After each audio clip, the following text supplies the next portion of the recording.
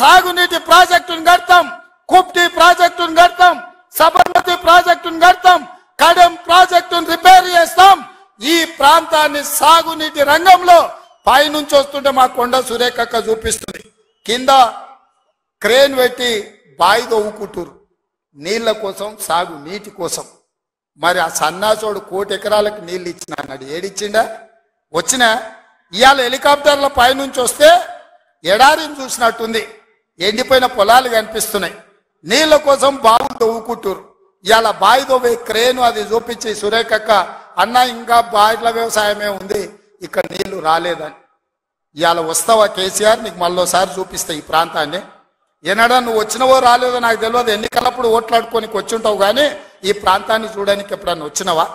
రా, ప్రభుత్వం హెలికాప్టర్ పెడుతుంది, మేము వస్తాం, నీకు చూపిస్తాం. 1 కోటి ఎకరాలకు నీళ్లు ఇస్తా అనే పేరు మీద లక్షల కోట్ల రూపాయల దోపిడీకి పాల్పడ్డావు తప్ప ఈ ఆదిలాబాద్కు నీళ్లు ఇవ్వలేదు. అందుకే ఈ ప్రాంతాన్ని సస్యశ్యామలం చేయడానికి సాగునీటి ప్రాజెక్టులను కట్టే బాధ్యత మా పార్టీ తీసుకుంటుంది, మా ప్రభుత్వం తీసుకుంటుంది. నిన్న మొన్న మాట్లాడుతున్నారు వాళ్ళు 3 నెలల 6 నెలల కేసీఆర్ మళ్ళీ ముఖ్యమంత్రి అవుతాడు, ఈ ప్రభుత్వాన్ని పడగొడతామని. నీ అయ్యా ఎవడ్రా పడగొట్టేటోడు? పడగొడతారా? ఎవడు కొట్టేది?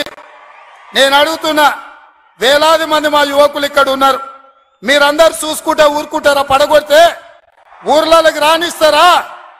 ఊర్లలో ఎవడన్నా ఈ ప్రభుత్వాన్ని పడగొట్టాలన్న ఆలోచన చేస్తే మీ ఊర్లో యాప చెట్టుకు కోదండం వేసి కొట్టండి, లాగుల తొండలు ఇడవండి.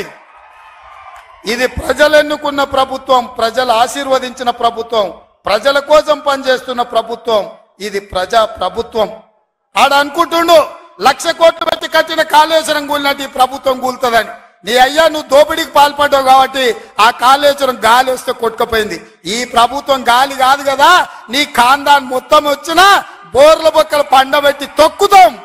ఎవడని ప్రభుత్వం పడుతుందనో 6 నెలలకో 3 నెలలకో కేసీఆర్ ముఖ్యమంత్రి అవుతాడని చెప్పిండంటే మూతి పండ్లు రాలుతాయని నేను చెప్పదలుచుకున్నా.